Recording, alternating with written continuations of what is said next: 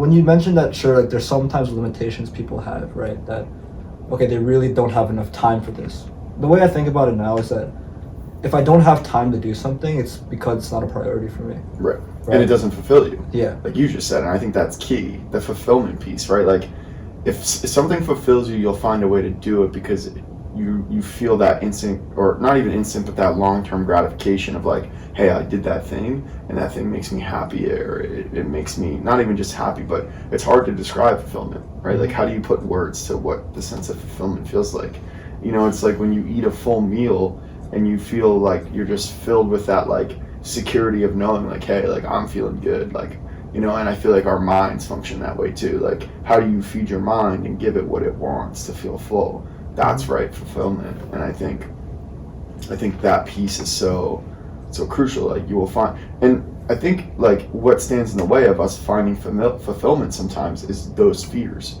And I think like people aren't willing to admit it, and that's why we dance around the truth. And everybody does that. Adults, young people, like the things that we're afraid of, we don't want to talk about because they scare us and we don't want to confront it. So we find those other things that we kind of leverage that mask the fears. Because like you said, you were afraid of feeling that way, where you were stressed because you left practice and you had so much work to do. Like that's so real. And I think a lot of people find themselves in those positions and those moments of like stress and the despair of like not knowing how to manage that circumstance. I think that can be incredibly challenging, and like people don't want to admit that because it feels like you're admitting some kind of like weakness, that in that moment you had that like sense of like, you know, almost panic, if you will. But I think when you talk about it, when you think about it, and then when you confront it, that's how you overcome it. And that's what you did. And like you probably knew and know now that like, yeah, I might feel that way again. I might leave practice and go home and feel like, how the heck am I going to do this? There's no possible way. And that could happen. But you've been there before and you figured it out. And like there's power in that too, I think, which is incredibly cool. Yeah, so for sure. I want to return to that fulfillment piece that you talked about. I think it's hard to put words on fulfillment, right? And I think it is. It really is. Like I don't know how to describe it. I know how it feels, and I can tell you know how it feels. Yeah. Which is really cool, because I don't know that I found fulfillment until after high school, but the fact that you have been able to find some of that. Piece of it, yeah. Yeah, a piece of it. Maybe I found pieces of it in high school. I'm not sure, but I think that real fulfillment piece, like it's usually associated with some activity. Like there's something that when you do it, it puts you in the zone. And when we look back at like the masters of history, right? Like Mozart, like when he would play his music, he was in the zone, and like he was able to separate from all the emotions he's feeling in the day. Like he's feeling shit about what his sister said or what his dad said. When he's playing music, he's in the zone. Yeah. That little fulfillment that he gets from that activity is like insane, right? The flow, like the flow space. Flow state, right? Yeah. I think I've heard like this concept of like flow is like when you're doing something you're so immersed in some activity that you have no thoughts in your mind. Yeah. Right? And I think I took when I was in college, I took a positive psychology class.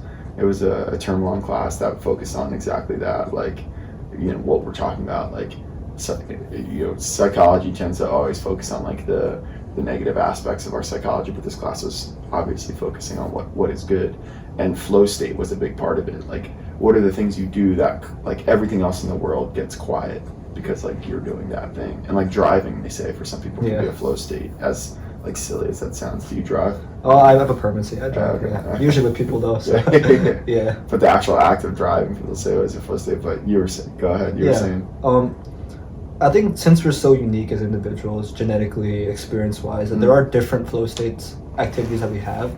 But I think the problem is that people are not able to really find it a lot in their life because they kind of throw into a system where like you have to like learn XYZ and do XYZ and take these tests and go to school at this time, right? When I think there are, I know people, at least in our environment, people are always trying to try new things and stuff like that, whether it's an instrument. And I think just exploring, like spending time in your life where you say yes to everything.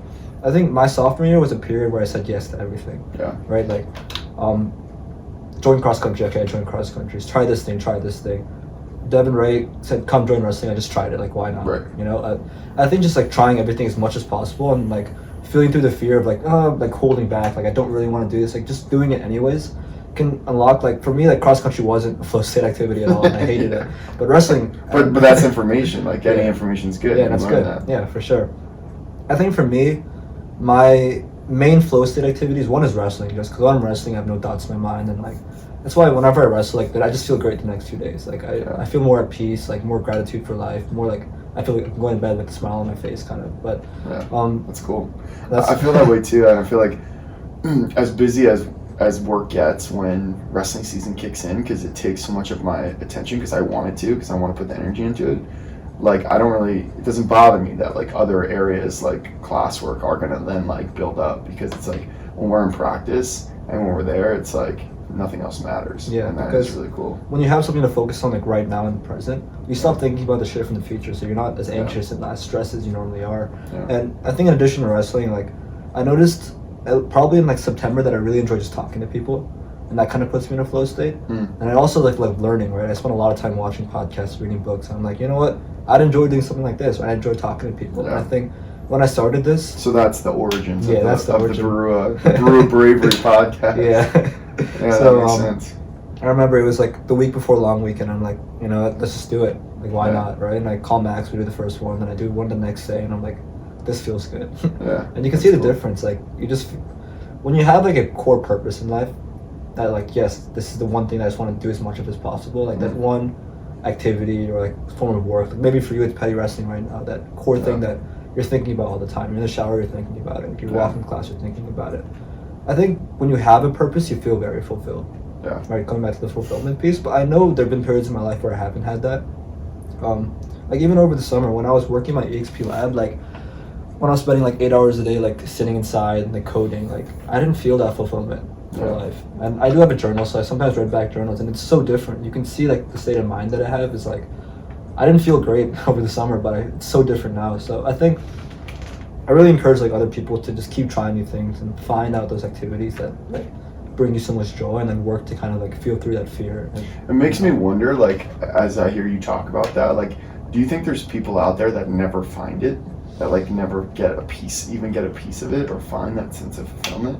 I honestly don't know, and honestly think can't so. answer that question, but like, man, like that's brutal if not, because to know what that's like, I think is so special. But like, I think about what you said in terms of like Sitting in the the job. system, yeah. the system, and how it sort of inevitably directs our path one way or another. And a lot of people get caught up in the corporate ladder or the corporate sphere, and I've like never really met someone yet, because I'm sure someone exists out there that does feel this way, but I've never met anyone that was like, yeah, the corporate space is like where I feel fulfilled. That's my flow state. Like when I'm sitting in my cubicle at work, or even my corner office, like that's where I'm feeling like on top of the world. And I have no doubt there's people that feel that way, but you know, like you said, everyone's so different. Like genetically, we're just wired different, but it's definitely interesting to think about. I think people figure it out, and I believe this because, you know, for me, knowing what I know based on like the experiences I've had, like since I know the concept of flow state and everything, I think if you put me in a job, like it would suck, right? Because I know how bad it is, and I'm just conscious about that. But I think everything in life is relative, right? And I think you can learn to enjoy like the mundaneness of life as well. I think. Sure, there might be periods of time, like, I'm not speaking for everyone, but I think for the majority of people, like, they end up figuring it out, right? Like, I think happiness comes down to, like, what you get minus what you expected, and if your expectations are low, like, you can still find other ways to, like, find some form of happiness. Like, I know the grad student I was working with, like, sure, he kind of enjoyed what he was, like, working on and everything, and sure, he was in a cubicle all day, but he was obsessed with fishing. Right. And every day, he would go out and fish, and I'd go with him, and we'd have a good time, and for him, like, he's obsessed with it, and I think everyone in some way figures it out. There's another person in the lab, like sure she was working the cubicle coding, but when I talked to her, like she loved the outdoors, and she went to, like we were in New Hampshire, so she'd go up to the White Mountain, she'd go to Acadia, and she loved that so much. So I think everyone figures it out in one way or another. Yeah. I know for us, if you think about a life without our core thing, it seems so dark and gloomy, but it's only so dark and gloomy because we've seen the difference. Right. So I think everyone does figure it out in some way. Yeah, that contrast is key. Like to know pain is to know happiness, or like to know suffering is to know happiness. People always say that. I think you're right. I think the expectation piece is so important too. Like if you expect to be a CEO or the president, like you have really high expectations, it might be a little bit harder to meet that threshold, which then might set you up. Like, which is not to say like you shouldn't set those lofty goals, but you know, I think you're right. Like, I think the expectations that you have for yourself might also drive some of, you know, that sense of fulfillment and whether or not you're able to attain it. Yeah, that's definitely interesting to think about. And even if it's not an activity, I think people can be driven by a different kind of purpose as well. Like, sure, they might be going and working 8 hours a day, but they think about the kids at home, and that's their purpose, right? That I'm doing this for them. And I think in some way of the relative piece, that people figure it out. I'm a little religious as well, so I do think like our lives have more meaning than we just ascribe to as like through science. But, you know, sure that we see examples of some people with like very, very extreme conditions, but even like if you're living a very painful life, I feel like people can still find happiness in like painful life. Yeah, I think it's definitely more challenging, but I think if you're willing to like do the work, you certainly can. If you enjoyed that segment with Coach Frank, then you're going to love the full episode. Go in the description now to see the full 1 hour length podcast episode with Coach Frank.